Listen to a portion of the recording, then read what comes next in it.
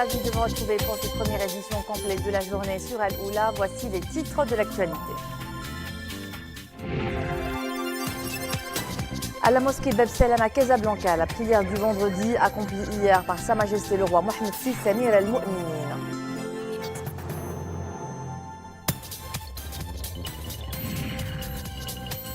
À Tanger, séminaire national sur les événements d'Al-Husseima, une initiative de la région Tanger-Tétouan Al-Husseima en vue d'initier un dialogue entre la population locale, ses représentants et tous les acteurs concernés.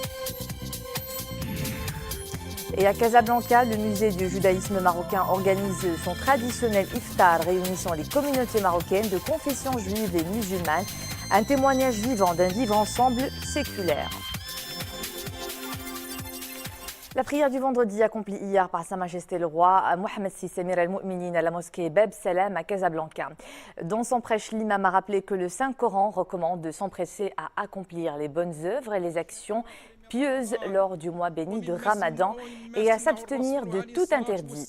Se précipiter pour accomplir les bonnes œuvres revêt en islam des formes multiples dont la plus rétribuée reste celle qui bénéficie aux personnes comme les dépenses accomplies pour plaire à Dieu, a souligné l'imam, notant que le Saint-Coran incite dans nombre de versets à suivre cette voie et explicite la rétribution réservée à ceux qui dépensent ces actes multiples d'adoration au Tout-Puissant.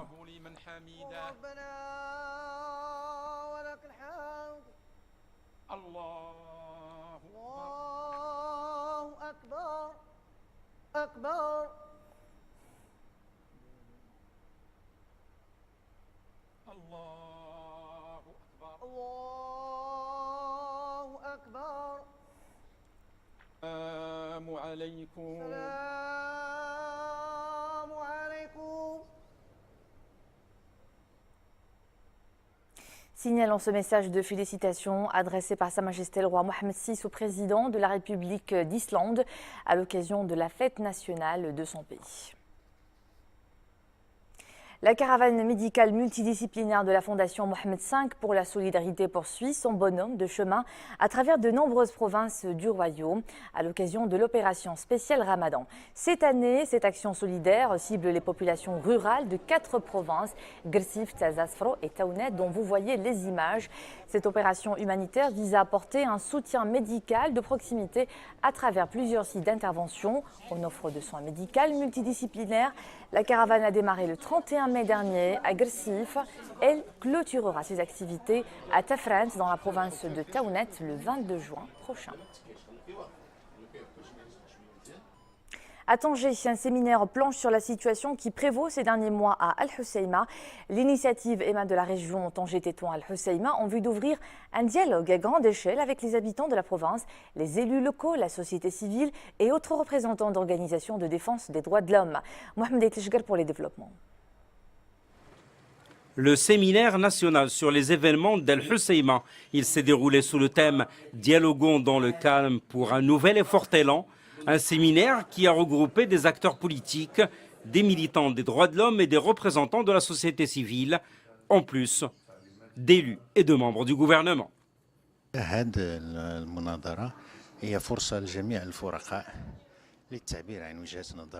Ce séminaire a offert l'occasion à tous les intervenants pour qu'ils puissent exprimer leur point de vue dans des conditions d'apaisement, un espace de dialogue ouvert à tous et en même temps, les organisateurs ont aplani le terrain pour que soient faites des propositions pour des solutions pratiques à même de concrétiser l'apaisement.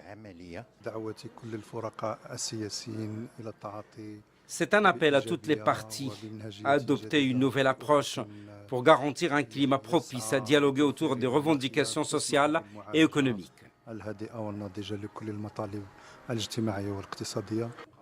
Ce séminaire national est organisé selon une approche participative. Il a permis un dialogue ouvert et franc autour des priorités dans les revendications socio-économiques et déjà une importante recommandation.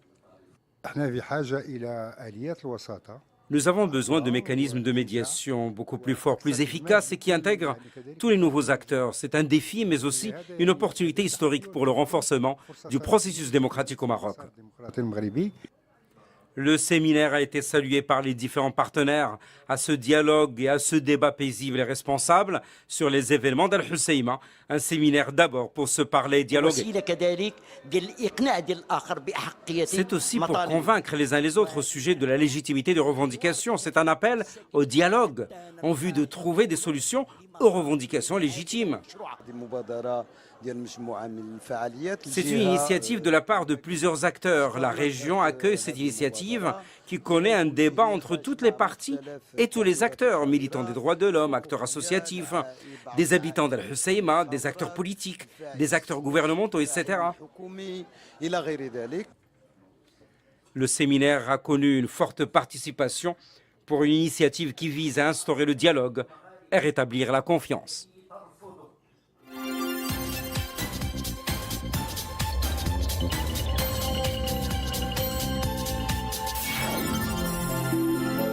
Le bilan des victimes de l'incendie qui a ravagé cette semaine la tour Grenfell à Londres s'alourdit. On dénombre au moins 30 morts et 70 disparus. 7 Marocains seraient parmi les victimes, selon les services diplomatiques et consulaires du Royaume à Londres.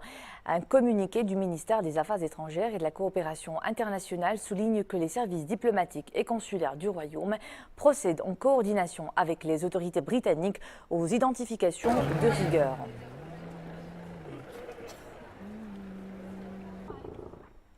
C'est une invention propulsée au devant de l'actualité de la recherche scientifique, celle du biologiste marocain Adnan Armel, qui s'est vu décerner le prix du public de l'inventeur européen de l'année lors d'une cérémonie à Venise pour son traitement antibiotique.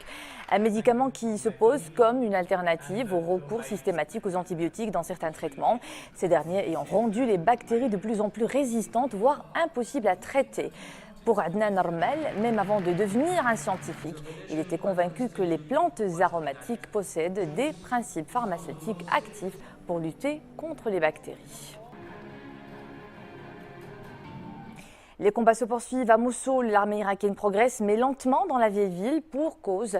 Les terroristes de Daesh retiennent toujours dans la partie ouest de la vieille ville près de 100 000 civils utilisés comme boucliers humains.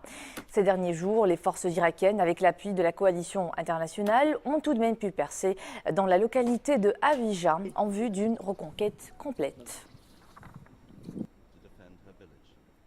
Loin de la région, les gardes-côtes japonais et la marine américaine recherchent toujours 7 marins américains portés disparus après une collision dans la nuit entre leur destroyer et un navire marchand philippin. Des avions, hélicoptères et bateaux sillonnent la zone large de la côte pacifique du Japon à la recherche des hommes manquants après le choc qui a fortement endommagé l'USS Fitzgerald et fait, selon l'armée américaine, plusieurs blessés, parmi lesquels certains ont dû être évacués.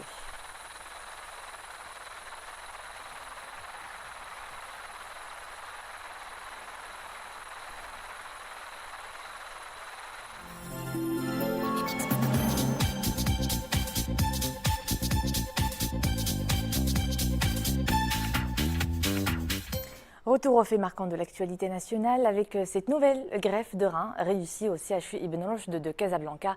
Le donneur est vivant, c'est un ressortissant congolais qui a fait don de son rein à son frère. La compatibilité est avérée, le donneur comme le receveur se portent bien. Sarah Katir. Le centre hospitalier Ibn Rushd à Casablanca donne un nouvel élan à la coopération Sud-Sud. Une équipe multidisciplinaire a réalisé avec succès lundi dernier une greffe rénale au profit d'un patient originaire du Congo-Brazzaville, âgé de 38 ans à partir d'un donneur vivant âgé de 28 ans et qui n'est autre que son frère. J'avais de l'insuffisance rénale terminale et puis bon. Dès que je suis arrivé, nous avons été bien reçus. On a commencé par des bilans, 1 mois et demi durant, et tout était positif avec mon petit frère. On était donc compatibles pour pouvoir bénéficier d'une greffe. Pour l'opération, je dis que vraiment c'est agréable. Je souhaite même que si dans des familles il y a des gens qui souffrent de l'insuffisance rénale, ils peuvent aider leurs enfants et leurs frères. Là, je me sens bien. On m'avait opéré lundi, mais je ne sens plus les douleurs. Je suis vraiment bien. Le patient s'est adressé dans un premier temps à un hôpital parisien où il a effectué son bilan pré-greffe. Après quoi, il a préféré s'orienter vers le CHU Ibn Rushd pour la réalisation de sa greffe rénale. On les prend en charge comme tous les citoyens, comme les citoyens marocains, et on est ravis de les prendre en charge. On est ravis de cette ouverture sud-sud, que nos frères africains viennent se soigner chez nous. Donc c'est pour nous un honneur. L'opération s'est passée sans problème. Ça s'est bien passé et actuellement, ils se portent très très bien tous les deux. Et le frère qui a reçu le rein, il se porte très très bien et il a récupéré une fonction rénale totalement normale. Une nouvelle page s'écrit donc dans le registre de la coopération Sud-Sud, dont l'objectif primordial est de contribuer à améliorer l'offre de soins du citoyen africain là où il est. La première ligne de train à grande vitesse du continent se construit au Maroc. Un projet titanesque qui enregistre un taux d'avancement de près de 90%, toutes composantes confondues. L'objectif est de tout finaliser pour mettre en service la ligne à l'été 2018. Le TGV marocain mettra à Tanger à seulement 1h20 de Casablanca. Et avec ce gigantesque chantier, l'ONCF voit grand puisqu'il est prévu à l'horizon 2040 de réaliser 1500 km de lignes à grande vitesse et 3800 km de lignes conventionnelles.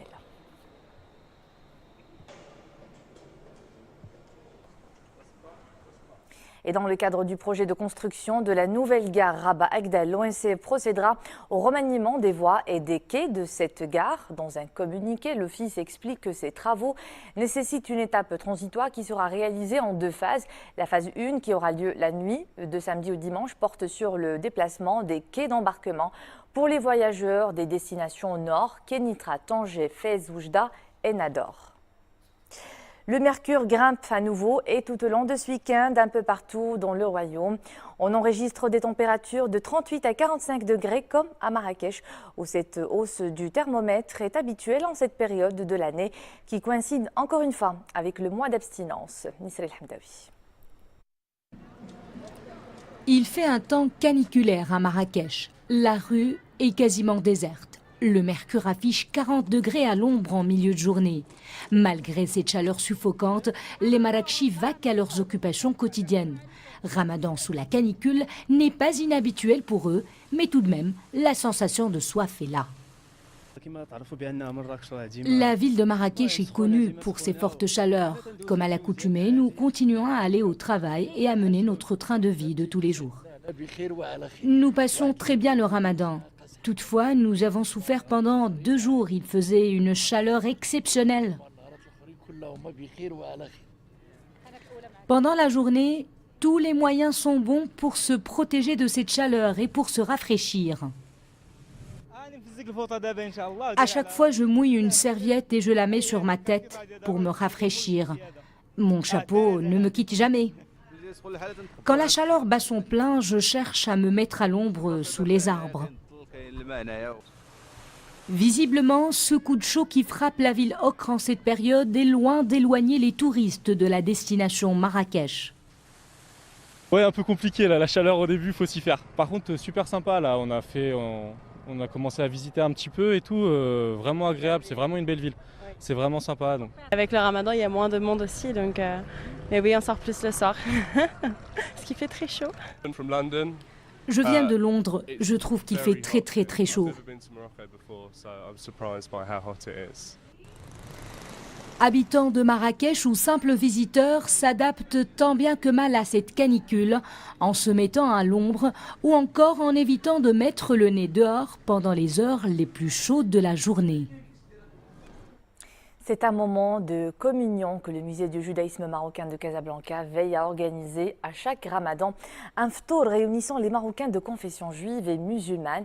Un témoignage vivant d'un vivre ensemble séculaire dans la reconnaissance, le respect et la paix. Sarah Katir. Juifs et musulmans réunis autour d'un ftour au musée du judaïsme. L'occasion de réaffirmer les liens entre les deux communautés et de plaider pour la paix dans le monde et du vivre ensemble. Et moi, je suis à la fois ravi, fier et très heureux que le Maroc envoie ce message au reste du monde. Et chaque année, c'est encore avec plus d'émotion et plus de force que nous nous réunissons, nous nous retrouvons, nous prions ensemble. Et ce mois sacré au Maroc a cette singularité, cette profondeur et cette modernité qui fait notre fierté à tous. Sauve-Tour est l'initiative du musée du judaïsme marocain de Casablanca qui fête ses 20 ans d'existence. J'espère que cette manifestation est l'expression de la tolérance, de l'amitié, de la convivialité, de la convivence qu'il y a entre juifs et au Maroc et les musulmans au Maroc, sous l'égide de Sa Majesté le Roi, l'Aïnsro. Sauve-Tour symbolique a pour objectif de resserrer les liens entre les deux religions et de promouvoir la coexistence autour des traditions communes des religions musulmanes et juives, dont notamment le jeûne. Et c'est ici que nous nous quittons. Merci de nous suivre. Tout de suite, l'édition hispanophone vous est présentée par Zoé Del Fathi. Au plaisir de vous retrouver demain.